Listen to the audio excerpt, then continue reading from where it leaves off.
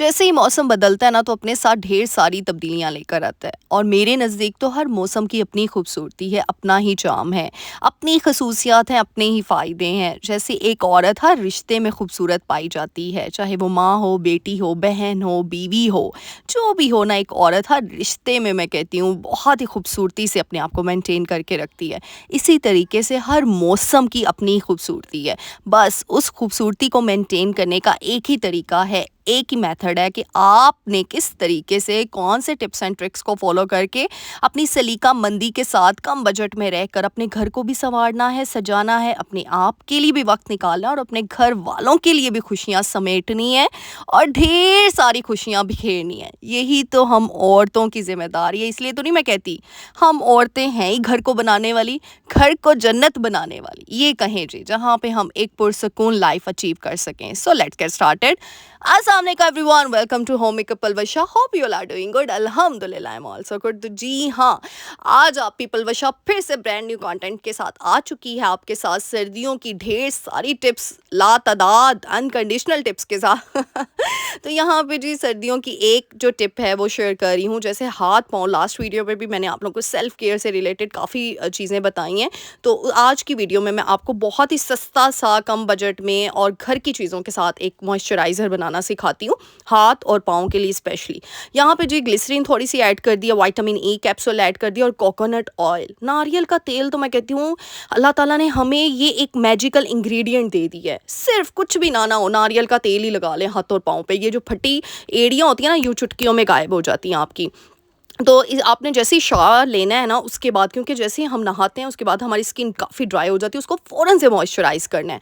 तो अगर आप ये मॉइस्चराइज़र बना के रख लेते हैं या फ़ौरन उसी टाइम पे भी बन जाता है, तो आप ये बना कर भी रख सकते हैं। और इस तरीके से आपने अपने हाथों और पाँव पे लगा के फ़ौरन से सॉक्स चढ़ा लेनी है। तो जब यकीन करें आप सॉक्स उतारेंगे ना तो आपकी बेबी स्किन बन जाती है और आपके हाथ पाँव इतने खूबसूरत और प्यारे, नर्म और मुलायम लगते हैं ना। यकीन करें आप ये थोड़ी सी मेहनत आज कर लेंगे ना तो कल को जब आप किसी इवेंट पे जाएंगे ना, किसी आप फंक्शन पे जाएंगे, तो आपको एम्बेरसमेंट नहीं होगी अपने हाथ पाँव की वजह से, क्योंकि हाथ पाँव चेहरा होते हैं। आप अपने चेहरे को जितना मर्जी सजा लो, लेकिन जब तक आप अपने हाथ पाँव को नहीं सजाओगे ना, वो खूबसूरत एक औरत लग ही नहीं सकती। मेरे हमेशा हमने अपने बड़ों से सुना था कि एक औरत की पहचान उसके हाथ पाँव से होती है, उसकी खूबसूरती की पहचान। काफ़ी लोग भी मुझसे रिलेट करेंगे। इसीलिए अपने मुंह से ज़्यादा अपने हाथ पाँव के ऊपर ज़्यादा से ज़्यादा तवज्जो दिया करें, क्योंकि वो चेहरा है आपकी खूबसूरती का। आपका चेहरा खूबसूरती का चेहरा नहीं है। आप लोग भी कहोगे कितने डीप वर्ड्स पलवशा आप यूज़ करती है। तो जी हाँ, ये सारी की सारी मेरी अपनी पोइट्री होती है, मेरी अपनी वर्डिंग होती है। और यकीन करें, जब मैं इंट्रो लिख रही होती हूँ ना अपना, मैं अपनी लाइंस खुद लिख रही होती हूँ, आपने देखा होगा, तो मैं काफ़ी सोच समझ के लिखती हूँ और काफ़ी चीज़ें बीच में मुझे ऐड करनी होती हैं। तो बस मैं कहती हूँ, आपको पता ही आपकी आप ही पलवशा है ही राइटर है, बेइंतहाशा लाइंस मैं लिख चुकी हूँ, तो फिर बोलने में कौन सी ऊपर नीचे हो जाती है। अच्छा, यहाँ पे वो रात का क्लिप था, फिर सुबह उठते सार आज मेरा दिल किया बाकरहानी। अच्छा, सर्दियों की सौगातों में से ना एक बाकरहानी भी है। वैसे तो काफ़ी लोग गर्मियों में भी खाते हैं, इंटेक करते हैं, मैं गर्मियों में नहीं खाती, सर्दियों में बड़ा मज़ा आता है। मैं वैसे आप लोगों को पता है आपकी आप ही पलवशा चाय बिल्कुल नहीं पीती, लेकिन जब बाकरखानी हो फिर तो चाय पीनी पड़ जाती है भाई। बाकरखानी, अच्छा कुछ लोग ना दूध में भी डाल के पी रहे होते हैं, खा रहे होते हैं, मुझसे नहीं खाई जाती, तो मज़ा आता है। अभी मैंने तो चीनी डाली, आज कोई डाइट नहीं मैंने की, मैंने चाय बनाई, बड़ी मज़े की, और सुबह सुबह ठंड में मैंने बाकरखानी का नाश्ता किया। और ये मेरी, मैं कहती हूँ, ऑल टाइम फेवरेट मेरा इंग्रेडिएंट है, ऑल टाइम फेवरेट चीज़ है मेरी ये, इसका नाश्ता। और मैं कई दफ़ा तो अपने, मुझे याद है बीएससी में ना, मैं जब थी ना, तो मैं जैसे ही कॉलेज से आती थी ना, तो बस मैंने शाम को भी ये करना होता था। उसके बाद मुझे नींद नहीं आती थी, लेकिन मैंने फिर भी ये खाना होता था। ये मुझे बहुत पसंद है। तो मैंने कहा सर्दियों की सौगातें तो मैं आप लोगों के साथ शेयर कर रही हूँ। फिर चाहे वो सरसों दा साग होए, मकई दी रोटी होए, मच्छी होए, वो संघारे होवन, शकरकंदियाँ होवन, भी असी खांदे रहना, इंजॉय करते रहना, तो सर्दियाँ एनजी फिर ख़त्म हो जानियाँ। अच्छा, यहाँ पे ना ये ना मैंने बेडशीट चेंज की थी, और आपको पता है जो सर्दियों की बेडशीट्स होती है ना थोड़ी सी हैवी होती है, और इनके बटन्स मैंने नहीं, इनके जो पिलो कवर्स हैं ना उन पे बटन नहीं लगाए। तो मैं क्या करती हूँ, थोड़े बड़े बड़े टांके लगा के ना इनको स्टिच कर लेती हूँ एक साइड से। तो एक साइड से तो फुल स्टिच है, एक साइड से खुले होते हैं। और ये बेडशीट्स ना पता नहीं क्यों मैंने इनको वॉश किया ना, ये थोड़ी सी श्रिंक हो गई थी ये वाली बेडशीट। मुझे बताइएगा कुछ लोग अगर कमेंट करके उनको इस चीज़ का रीज़न पता चले। तो इनके ना पिलो कवर्स थोड़े से श्रिंक हो गए हैं। तो आज ना मुझे सिलाई करते वक्त बड़ा टाइम, मतलब थोड़ा सा टाइम ज़्यादा लग गया, नहीं तो झटपट से हो जाता है। तो ये भी एक टिप है। कि अब मैं इतने बारीक टाँके लगाने बैठ जाती तो मेरा कितना टाइम कंज़्यूम होता। तो ये तो बस इसको क्योंकि हमने वॉश करना होता है, फिर वो जो टाँके लगाए होते हैं, जो सिया होता है उसको मैं कैंची से कट कर लेती हूँ। तो इसलिए मैं बड़े-बड़े टाँके लगा के ना इसको बस मतलब 6-7 टाँकों से ही मैं सिल गया था। यहाँ बटन भी लगा सकती थी, लेकिन ये बटन के साथ नहीं लगते। पहले मैंने दूसरी बेडशीट पे बटन अटैच किए थे, लेकिन वो ना खुल जाते हैं। तो इसलिए फिर इनको स्टिच करके ना, ये जो वूल्स की बेडशीट्स होती हैं ना, इस तरीके से जो हैवी मटीरियल की, हैवी स्टफ़ की बेडशीट्स होती हैं, तो इनको ना, इनके पिलो कवर्स को फिर हम लोग मतलब बचपन से ही हम देखते रहे हैं अपनी माँओं को, तो फिर मैंने भी वही चीज़ को फ़ॉलो किया। तो इसको ना मैं यूँ स्टिच कर लेती हूँ। ये भी एक फिर इस तरीके से ना आपका जो अंदर वाला पिलो कवर का जो होता है ना कवर, पिलो का कवर जो इनर साइड वाला होता है, वो फिर बाहर दिखता नहीं है और बुरा नहीं लगता। तो काफ़ी बुरा लगता है ना, वो दिख रहा होता है अंदर से। तो इसीलिए इसको आपने, क्योंकि गर्मी की बेडशीट पे तो ईज़िली बटन वगैरह हम लगा लेते हैं, लेकिन इन, या फिर वो बने कुछ इस तरीके से स्टाइल से होते हैं कि वो ईज़िली फ़ोल्ड हो जाते हैं, लेकिन ये फ़ोल्डेबल नहीं थे, तो फिर मैंने इसको इस तरीके से उसके बाद जो है फिर मैंने ना ये वाली जो अपनी ब्लैंकेट थी ना, ये मैंने वॉश करके रखी हुई थी, ड्राई भी हो गई हुई थी, लेकिन ना मुझे सेटिस्फेक्शन नहीं होती है। अच्छा, ये भी एक टिप बताऊंगी, सर्दियों में आपने जो भी चीज़ संभालनी है ना अपनी कबर्ड्स के अंदर, उनको धूप ज़रूर लगाना है। और पिछले दिनों ना धूप नहीं निकल रही थी, तो मैंने इसको वैसे ही फोल्ड करके रख दिया था, और मैंने सोचा था जैसी धूप निकलेगी ना, तो मैं इस ब्लैंकेट को धूप लगवा के फिर संभालूंगी, क्योंकि फिर वो जो अनप्लीजेंट ऑर्डर आता है ना, जब आप दोबारा से गर्मियाँ आती हैं, फिर आप चीज़ें निकालते हो, या फिर कोई भी मौसम चेंज होता है, तो आप जब अपनी कबर्ड्स के अंदर, कैबिनेट्स के अंदर से चीज़ें निकालते हो, तो एक अजीब किस्म की स्मेल आती है। इसीलिए अपने कपड़ों को धूप लगाना बहुत ज़्यादा ज़रूरी है। इवन कि फुल ड्राई थी, हर चीज़ साफ़ सुथरी हो गई थी, लेकिन मैंने फिर भी रिस्क नहीं लिया। मैंने कहा नहीं, मैं इसको अच्छे से साफ़ करके ही ना, इसको मतलब धूप लगवा के ही संभालूंगी। तो ये क्योंकि ना फिर एक ही दफ़ा इतनी मेहनत कर रहे हो आप, वॉश कर रहे हो, हर चीज़ कर रहे हो ना, तो इसीलिए फिर थोड़ी सी मेहनत और कर लो, तो इस तरीके से आपकी चीज़ें मेंटेन रहती हैं। नेक्स्ट ट्रिप पे, आजकल से मच्छर वगैरह बहुत घर में हो चुके हैं, क्योंकि मौसम ही इसी तरीके से, तो अपने बच्चों को भी बचाएं, अपने आप को भी बचाएं। मॉस्किटो रेपेलेंट का यूज़ बहुत ज़्यादा करें, और इस तरीके से ना बाज़ार में, मार्केट में इस तरीके से काफ़ी ये ना गैजेट्स मिल जाते हैं। या फिर ये देखिए, मैंने आपको दोनों टाइप के दिखा दिए, तो मेरे पूरे घर में मैंने ये हर रूम में ये लगाया होता है। और ये जो बड़े वाला गैजेट है ना, ये 1500-2000 तक का मिलता है, और ये छोटे वाला तो रीफ़िल भी हो जाता है, ये ईज़िली मिल जाता है। तो इसीलिए अपने घरों में ना इसकी कोई स्मेल नहीं होती है। वो एक पुराने ज़माने में जो हम मॉर्टिन यूज़ करते थे ना, उसकी ना एक अजीब किस्म की स्मेल होती है, उससे एलर्जी हो जाती है कुछ बंदों को, कुछ लोगों को। तो आजकल मार्केट में इतने अप टू डेट गैजेट्स आ चुके हैं मॉस्किटो रेपेलेंट से रिलेटेड, तो आप लोग वो यूज़ करें, ताकि आप अपने आप को, अपने बच्चों को ना बचा सकें। ये बहुत ज़्यादा ज़रूरी है सर्दियों में स्पेशली ना। और ये जो मौसम है ना, नवंबर दिसंबर, अल्लाह ना करे, अल्लाह ताला सबको ही अपने हिफ्ज़-ओ-मान में रखे। डेंगू जो है ना, वो बड़ा आम हुआ होता है, कॉमन हुआ होता है इस ड्यूरेशन में, इन मंथ्स के आसपास, नवंबर दिसंबर, ये 2 महीने। और वैसे भी अभी बारिशें नहीं हो रही हैं, पूरे तरीके से ठंड आई नहीं है, तो ये मौसम बड़ा थोड़ा-सा ना ख़तरनाक होता है बच्चों के लिए और आपके लिए, इस मामले में। तो इस वजह से आपने फ़ौरन से इसकी बहुत ज़्यादा एहतियात करनी है। और यहाँ पे जो मोहम्मद के कपड़े ना, मैं इसी तरीके से जैसे ही वॉश, थोड़े-थोड़े सर्दियों में ना मैं, क्योंकि आपको पता है काफ़ी मोटे-मोटे कपड़े होते हैं, मोटे स्टफ़ के तो मैं ना फ़ौरन से 2-2 कपड़े ही वॉश करके ना, ऊपर धूप नहीं निकलती तो नीचे डाइनिंग एरिया पे बिछा देती हूँ। जैसे ही सूखते हैं उनको ड्राई करके ना, फ़ौरन से मैं उनको हैंग कर देती हूँ। फिर मुझे प्रेस करने का रोला नहीं होता। स्वेटर वगैरह को प्रेस किया भी नहीं जा सकता, जैकेट्स वगैरह को। तो अगर आप हैंग कर लेते हो ना, तो सिलवट वगैरह अगर 1-2 होती भी है, वो ख़त्म हो जाती है। और बच्चों के लिए आप ईज़िली ना अप टू डेट रखते हो हर चीज़ को। अच्छा जी, अप टू डेट से याद आया, कल आप लोगों ने इतने अप टू डेट मैसेजेस किए ना, बहुत बहुत शुक्रिया डियर, बहुत बहुत शुक्रिया आप सबका। मेरी शेरनियाँ इतना प्यार देती हैं, तहे दिल से आप सबका शुक्रिया। तो बस जी, जल्दी से जाएं, चैनल को लाइक करें, शेयर करें, कमेंट करना है, और क्या करना है भाई, जल्दी से बताएं। सब्सक्राइब का बटन क्लिक करना है भाई, हिट एंड क्लिक। क्योंकि सब्सक्राइब का बटन ना कुछ लोग भूल जाते हैं, इतना वीडियो में गुम हो जाते हैं, इतना मेरी बातों में, मेरी जादुई चीज़ों में क्योंकि आप लोग काफ़ी कहते हैं आप ही, आपकी बातें बड़ी जादुई हमें लगती हैं, हम खो जाते हैं आपकी बातों में, आपकी आवाज़ सुन के हम खो जाते हैं। तो ये मैं कहती हूँ मेरे अल्लाह का करम है मुझ पे, अल्लाह ताला का बहुत बहुत शुक्रिया। हमेशा एक ही चीज़ कहती हूँ, अल्लाह से नूर मांगा करें। खूबसूरती एक अलग चीज़ है, नूरानियत एक अलग चीज़ है। जब नूर पैदा हो जाता है ना आपकी ज़ात के अंदर, तो अल्लाह ताला ऑटोमेटिकली हर चीज़ उसके अंदर ना अच्छी से अच्छी, बेहतर से बेहतरीन करता जाता है। हमेशा ये चीज़ याद रखनी है। और हाँ, नीयत साफ़ ते बेरे पार, ये मुहावरा तो सुना होगा आपका। जिसकी नीयत साफ़ होती है, अल्लाह ताला उसके साथ हमेशा होते हैं। अपनी नीयत को साफ़ रखना है, अपनी नीयत में फतूर नहीं पैदा करना। याद रखें मेरी बात, बड़ी इंपॉर्टेंट बात मैंने कर दी है ना। सुना है मुहावरा, नीयत साफ़ ते बेरे पार भाई मेरे पापा कहते होते हैं हमेशा कि जिदियाँ नीयत साफ़, अल्लाह ने बस उनको एक अलग दर्जे पे लेकर जाना होता है। तो इसीलिए अपनी नीयत साफ़ रखें, क्योंकि अल्लाह ताला आपके सातवें खाने के अंदर भी जो वो छुपता सा फितना होता है ना, छोटा सा फतूर होता है ना, उसको भी जांच लेते हैं। तो इसीलिए ना अल्लाह ताला के साथ हम कुछ भी ऐसा वैसा नहीं कर सकते कि जी नहीं अल्लाह ताला हम ऐसे नहीं कर रहे, हम तो ऐसे। अल्लाह ताला तो भी साथ में खाने में बैठा है, वो फ़ौरन से आपका फतूर समझ लेता है और आपको उसका फिर बैकअप मिल जाता है। तो इसी वजह से नीयत साफ़ कर लें।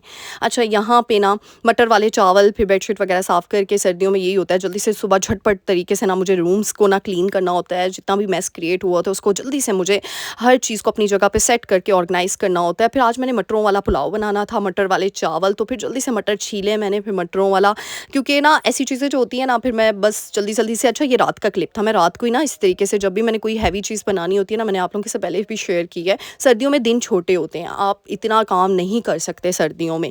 तो मैं फिर रात को ना जब मोहम्मद सो जाता है ना, आधा घंटा लगता है, या फिर वो खेल रहा होता है, या फिर उसका कोई प्ले टाइम अपने बड़ों के साथ, या वो इंगेज होता है किसी एक्टिविटी में ना, तो मैं जल्दी से ना अपनी सब्ज़ी वगैरह कट करके फ्रिज में रख देती हूँ। और वैसे भी सर्दियों में बाहर भी रख लो तो ख़राब नहीं होती, ये बड़ा आपको ना एक बेनिफिट है सर्दियों की। तो मैं कहती हूँ अपनी बहारें हैं, मुझे सर्दियाँ वैसे भी बड़ी पसंद है।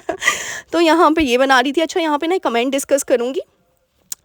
एक मेरी बड़ी प्यारी बहन ने कल कमेंट किया और मुझे बड़ा इमोशनल होगी कि आपी, आपकी वीडियो से ना हमें बहुत कुछ सीखने को मिलता है। तो मैं चाहती हूँ आप इस टॉपिक के बारे में बोलें कि जो समझदार लड़की होती है ना अपने मैके में, वो ही जाके ना ससुराल में ना कम अक्ल कहलाई जाती है और ना समझ कहलाई जाती है। ऐसा क्यों होता है? और वो फिर वही टॉर्चर अपने बच्चों के साथ करती है, क्योंकि जो चीज़ें, जो महरूमियत उसे मिल रही होती है ना ससुराल की तरफ से, वो इतना डिप्रेशन में चली जाती है कि वो अपने बच्चों पे वो गुस्सा निकाल रही होती है। तो सबसे पहली बात डियर, एक चीज़ बताऊँ, फिर आप में और उनमें फ़र्क क्या होगा? वो आपको टॉर्चर करें, आप अपने बच्चों को टॉर्चर कर रहे हो, टिट फॉर टैट तो आप कर रहे हो। फिर अल्लाह ने आपका अजर कहाँ लिखा?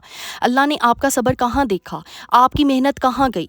तो आप ये सोचो। और दूसरी चीज़, बच्चे जो है ना, मैं कहती हूँ वो कोई ऐसी वैसी चीज़ नहीं है, वो अल्लाह ताला का अनमोल तोहफ़ा है हमारे हम सब के लिए, हम सब के लिए मासूम फ़रिश्ते हैं वो। आप ये सोचो, बच्चे का डायरेक्ट कनेक्शन है अल्लाह की ज़ात के साथ, वो फ़रिश्ता है। तो आप फ़रिश्ता सिफ़त के साथ ऐसा सलूक करोगे तो फिर सोचो आपके साथ कैसा अच्छा होगा, आप अल्लाह ताला आपको कैसे अजर देगा। तो इसी वजह से आप ना एक चीज़ सोच लो, जो आपके साथ कर रहा है या जो आपके साथ हो रहा है ना, वो अल्लाह की मर्ज़ी से हो रहा है, अल्लाह की रज़ा से हो रहा है। शायद अल्लाह ताला ने आपको बहुत बड़ा अजर देना है, शायद अल्लाह ताला ने उन लोगों को उनके अज़ाब में धकेलना है।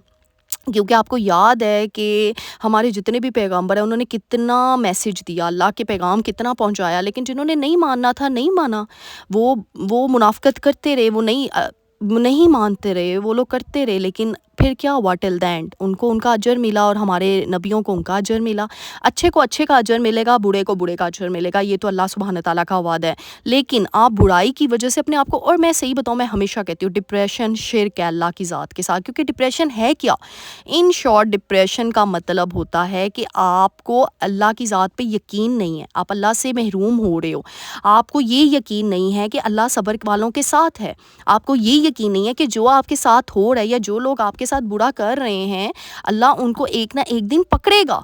अल्लाह, और सबसे बड़ी चीज़, आपको आजमाइश पे यकीन नहीं होता कि अल्लाह ताला अपने नेक बंदों की आजमाइश लेता है। तो जब भी मेरी बहन ऐसा हो डियर, आपने कुरान खोल लेना, सूरह यूसुफ का तर्जुमा पढ़ना शुरू कर देना, आपको खुद समझ में आना शुरू हो जाएंगी चीज़ें। तर्जुमा पढ़ना है, डिटेल में पढ़ना है, ताकि चीज़ों को क्लियर करो अपने दिमाग में। अच्छा, यहाँ पे ना सर्दियों की टिप्स से रिलेटेड है, जैसे गर्मी की जूतियाँ ख़त्म हो जाती हैं पहनना हम संभाल देते, तो मैं इस तरीके से संभालती हूँ। वैसे तो मैंने अपने शू बॉक्सेस में रखती थी सारी की सारी जूतियाँ, लेकिन कुछ शूज़ होते हैं जिनके बॉक्सेस हमने ना घुमाए होते हैं या फट जाते हैं, यूज़ में नहीं आए होते, तो फिर मैं उनको क्या कहती हूँ, एक बड़ा कार्टन ले लेती हूँ और उसके अंदर ना जितने भी शूज़ होते हैं ना, कुछ 5-6 जोड़े ही बचते हैं जो घर की होते हैं, मैं उनको भी संभाल देती हूँ कि ऐसे ही पूरा 3-4 महीने तक। सर्दियाँ तो होती हैं वैसे शॉर्ट मंथ के लिए, लेकिन फिर भी मैं संभाल देती हूँ कि ऐसे एक ना, वो कहते हैं ना, मेस भी क्रिएट हुआ होता है, शू रैक में इतनी जगह नहीं होती है, तो मैं इसलिए हमारे घर में एक स्टोर रूम है, उस स्टोर रूम में हम ना सारी चीज़ें रखते जाते हैं फिर ना इस तरीके से ऑर्गेनाइज़ करके। तो इस तरीके से ना मैं शॉप पर वगैरह में, क्योंकि उनके जो थे बैग्स वगैरह, वो तो थे नहीं जूतियों की, ये घर में पहनने वाली जो जूतियाँ थी, बाकी सब मैंने संभाल दी। फैंसी शूज़ जितने भी हैं सारे एक तरफ कर दिया। और फिर इस तरीके से कर्टन में मैं इसको ना सारे के सारे ना एक कार्टन ले लेती हूँ, उसके अंदर सारे के सारे इस तरीके से शॉपर में ना, या फिर आपके पास अगर कोई और बैग्स हैं अच्छे वाले, उसमें भी आप कर सकते हैं। ईजी काम करती हूँ मैं, आपको पता है बम चम नहीं करती। तो इस तरीके से आपकी सारी जूतियों को संभाल लेती है और इस तरीके से सर्दी की तैयारियाँ ना ऐसे थोड़ा-थोड़ा करके ग्रेजुअली जो है कंप्लीट होती हैं, एकदम से नहीं कंप्लीट हो जाती। और बस मैं तो अभी वो तेज़ वाली ठंड का इंतज़ार कर रही हूँ, अभी तक आ नहीं रही वो। तो इसलिए मेरी बहन, आज के बाद आपने परेशान नहीं होना। यकीन करो कि अल्लाह आपके साथ है। अल्लाह अपने बंदों के साथ होता है हमेशा। कोई बात नहीं, मैं कहती हूँ हमेशा ज़वाल आता है ना, कोई नहीं, एक दिन अरूज भी तो आएगा, और अगर अरूज आया है तो ज़वाल भी आएगा। क्योंकि अल्लाह का वादा है कि मैं देकर भी आज़माता हूँ, ना देकर भी आज़माता हूँ। तो इसी वजह से जब अल्लाह नहीं दे रहा तब भी शुक्र अदा करो, और जब अल्लाह दे जाता है तो गरूर और तकब्बुर में मत आना। जैसे इब्लीस आ गया था, उसको अल्लाह ने इतना मुकर्रर फ़रिश्ता कहलाया था, लेकिन वो उसी गरूर में आकर उसको अल्लाह ने दिया ना, उसको अरूज दिया था अल्लाह ने, उसके तकब्बुर ने उसको ज़वाल दे दिया। क्यों? क्योंकि उसने एक मासूम को जो है वो कमतर समझा, हज़रत आदम अलैहिस्सलाम को उसने नीचा समझा। किसी को अपने से नीचा नहीं समझना, हमेशा ये मेरी बात याद रखना। हम सब बराबर हैं, हम सब इक्वल हैं। तो अगर हम किसी को नीचा समझते हैं ना, तो सोच लो तभी आपकी तबाही शुरू। अल्लाह ने आपको बस फिर, मैं कहती हूँ, अल्लाह अपनी रहमतें उन पर ही निछावर करता है जिनको वो सीधे ट्रैक पर लेकर आना चाहता है। इसीलिए हमेशा एक चीज़ याद रखनी है, अल्लाह के साथ इन्वॉल्व रहें, ना कि बंदों से खुशियाँ हासिल करें, ना कि बंदों से वाहवाही। मैंने ऐसे लोगों को काफ़ी देखा है कि जो ना लोगों को से बड़ा सेटिस्फाइड होते हैं, लोगों को अपनी परेशानियाँ बता के फिर उनको ना दूसरे की मुनाफ़कत बता देते, अच्छा वो मेरे साथ ये कर रहा है, अच्छा मेरे साथ वो हो रहा है, वो बड़ा खुश हो जाते हैं, चलो जी मैंने तो अपने आप को क्लियर कर लिया दूसरे इंसान को बातें बता के। लेकिन उसको ये नहीं पता कि वो इंसान नहीं आपको ऊपर लेकर जा सकता जब तक वो दो जहानों का बादशाह ना चाहे। इसीलिए मैं कभी कोई चीज़ क्लियर नहीं करती किसी से भी, क्योंकि मुझे क्लियर करना है हर चीज़ को अपने अल्लाह की ज़ात के सामने। और यकीन करें, अल्लाह ताला से मैं ना इतना खुश हूँ ना, नो डाउट आजमाइश आती है मेरी ज़िंदगी में भी, बहुत आई हैं और अभी भी आ रही हैं।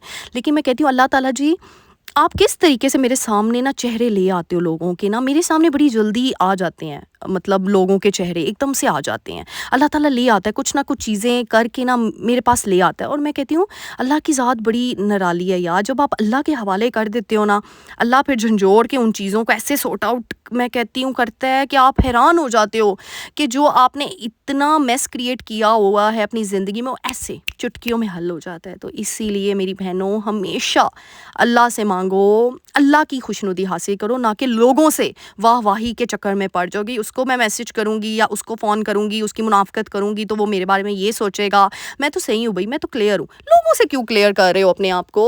ये कहाँ से, किस हिस्ट्री में, किस कुरान की आयत में लिखा हुआ है? क्लियर करना है तो अल्लाह की ज़ात से करो, और अल्लाह की ज़ात से क्लियर करना है, ऐसा नहीं होता अपने दिल को साफ़ कर लो, नीयत साफ़ कर लो, क्योंकि अल्लाह जो आप बोल रहे हो ना, उससे ज़्यादा जो आप सोचते हो, जो आपके दिल में है, अल्लाह उधर है। अल्लाह तो रहता ही दिलों में है, बेशक। तो बस जी, सर्दियों की टिप्स। अच्छा, यहाँ पे मैं आज शॉपिंग करने गई हुई थी, तो मुझे ना गर्मियों के शूज़ बड़े पसंद आ रहे थे। तो मुझे ना शॉप वाला कहते हैं कि ना आप ये तो अब आर्टिकल्स जो है ना हम संभालने लगे हैं जो सर्दियों के आ रहे हैं। मैंने कहा चलो लेके रख लेती हूँ, फिर कभी कभी ये पसंद आती है कोई चीज़ तो अच्छे से ना बंदा कर लेता है। तो ये भी एक टिप है ना, जहाँ पे जो चीज़ पसंद आ रही है ना कम बजट में, तो बस लेने की किया करो। ये ना देखा करो कौन सा मौसम है फिर बैठे रहो उस आर्टिकल के लिए। तो मैं ये नहीं देखती हूँ कि कौन सा ट्रेंडिंग जो जा रहा है आर्टिकल या कौन सा ट्रेंडी है चीज़ है, नहीं, मुझे जो चीज़ पसंद आ जाती है मैं वो ले लेती हूँ। और जब अल्लाह ताला ने आपके अंदर एक चीज़ पैदा की होती है ना कि आप जो भी पहन लो, चाहे आप मैं कहती हूँ, वो कहते हैं ना ठेले से चीज़ लेकर पहन लोगे ना तो वहाँ पे खूबसूरत लगेगी, बिलीव मी। या आपकी पलवशा का ज़ाती एक्सपीरियंस है, वो सब लोग आपसे पूछेंगे भाई ये चीज़ आपने कहाँ से ली है, कौन से ब्रांड की है। बाद में पता चलता है वो तो किसी ब्रांड की नहीं है, वो तो किसी लोकल शॉप की। तो इसीलिए अपनी ज़ात में वही चीज़ पैदा करो, वो नूर पैदा करो, बस दैट्स इट। तो जी आज उम्मीद करती हूँ कि आपको मेरी वीडियो आज की पसंद आई होगी। यहाँ पे लेसेस वगैरह भी कुछ लेनी थी अपने ड्रेसेस के लिए।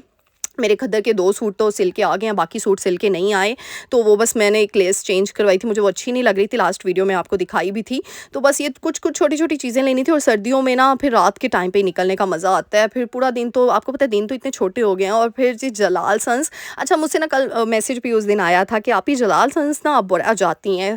तो पहली बात तो ये मेरे घर के करीब है, यानी कि इतना नहीं है डिस्टेंस, सिर्फ 5 मिनट का अगर गाड़ी पे आते हो आप लोग, तो इसीलिए आती हूँ। और दूसरी चीज़, मुझे जलाल सन्स कज़न्स की चीज़ें बहुत पसंद हैं, इनका पेठे का हलवा, गाजर का हलवा, ओह माय गॉड! सारी चीज़ें मैं कहती हूँ डिलीशियस, क्या सुपर, सुपर, सुपर डिलीशियस होती हैं। तो बस जी मैं जाऊँ, और मैं फिर जब भी जाती हूँ ना, इनका बेचा ये इनको मेरी शक्ल याद हो चुकी है, इनको मैं याद हो चुकी हूँ। ये ना बेचारे कह रहे होते हैं, काफ़ी मरतबा ऐसा होता है गाजर का हलवा नहीं ख़त्म हुआ होता है, क्योंकि हम लोग रात को थोड़ा-सा लेट निकलते हैं। बाय जैसे ही अवेलेबिलिटी होती है, जैसे ही घर में कोई आता है ना, तो फिर ही निकला जाता है। आपको पता है रूटीन इसी तरीके से हम मेंटेन करते हैं बच्चों की माएँ। ऐसे नहीं बस मुँह उठाया तो निकल गए बाहर, ऐसा भी नहीं हम लोग कर सकते हैं। जिनके बच्चे छोटे हैं वो मुझसे रिलेट करेंगे, हाँ, जिनके बच्चे बड़े हो चुके हैं वो ऐसा कर सकते हैं। लेकिन बस बच्चों को देख के निकलना होता है कि बच्चों को ठंड ना लग जाए, ये ना हो जाए, वो ना हो जाए। तो बस मैंने इनसे पे पैक करवाया, और ये बेचारे ना, अच्छा मैं फर्स्ट टाइम जब वीडियो बनाती थी ना, तो पूछते थे आप व्लॉगर हैं? तो मैंने कहा अच्छा, मैंने ना तब नहीं बताया था इनको ना। तो अब मैं इतनी दफ़ा कर चुकी ना, इनको बेचारों को पता चल ही गया, ये ब्लॉगर ही है जो हर बार आके वीडियो बनाती है। इन्होंने मुझसे पूछा आपके चैनल का नेम क्या है? तो मैंने कहा अच्छा बताऊँगी मैं आपको नेक्स्ट टाइम इंशाल्लाह। हर दफ़ा मैं लाड़ा लगा के आ जाती हूँ। तो क्योंकि ना मुझे ना ऑर्गेनिक सब्सक्राइबर चाहिए। मुझे ऐसे सब्सक्राइबर नहीं चाहिए जो सिर्फ़ एक वीडियो देखें और चले जाएँ, नहीं। मुझे अपने टैलेंट से सब्सक्राइबर गेन करने हैं, मुझे अपने टैलेंट से अपना नाम बनाना है, ना कि 2 नंबरी करके 2 नंबर तरीकों से, क्योंकि काफ़ी ऐसे लोग होते हैं जो डिफरेंट मेल आईडीज़ से वो अपने सब्सक्राइब किए होते हैं, चीज़ें की होती हैं, लेकिन उनका कोई फ़ायदा नहीं होता। अपने फैमिली मेंबर्स को अपने चैनल दिए होते हैं। बट मेरे नज़दीक मैं ऐसी चीज़ों को प्रायोरिटी पे नहीं रखती हूँ, क्योंकि मुझे ना ये जो आप लोग प्यार देते हो ना, बस मुझे ये प्यार चाहिए, ऑर्गेनिक प्यार मुझे चाहिए, ये ऑर्गेनिक मोहब्बत, ये ऑर्गेनिक दुआएं मुझे चाहिए। तो फिर जल्दी से जाएं आप ही पलोशा को जाके दुआ लिखते हैं जो आप लोग करते हो, और इतनी प्यारी प्यारी दुआएं देते हो। अल्लाह ताला, मैं कहती हूँ मेरे दिल से आप सबके लिए दुआ निकलती है। पीछे मोहम्मद का थोड़ा सा शोर आ रहा होगा, उसको अवॉइड कीजिएगा, क्योंकि मैं वॉइस नोट करी और मोहम्मद जनाब ना उठ गए हैं। ये सोया हुआ था तो मैं वॉइस नोट कर रही थी, लेकिन अब ये उठ गए हैं, और ये मेरे साथ ही, मेरे पल्लू के साथ बंधा हुआ है ये बच्चा। और बस इसकी आवाज़ आप सुन रहे होंगे। बट बस मुझे अपनी दुआओं में याद रखना है, ढेर सारी दुआओं में। और यकीन करें, आप लोग कहते हैं आप ही हमारे लिए दुआ कीजिएगा, मैं हमेशा करती हूँ कि जो लोग मुझे इतनी प्यारी दुआएं देते हैं वो लोग कितने अच्छे लोग हैं, खुद कितने अच्छे लोग होंगे। अल्लाह ताला आप सबको, मैं कहती हूँ, ढेर सारी कामयाबियाँ, अपने फैमिली मेम्बर्स के साथ ढेर सारी खुशियाँ नसीब करे, आमीन। बस मुझे भी अपनी दुआओं में याद रखिएगा। हूँ तो मैं छोटी सी बंदी हूँ, आप लोगों ने उसको ख़ास कर दिया हुआ है। मिलते हैं नेक्स्ट वीडियो में, टिल देन अल्लाह हाफिज़।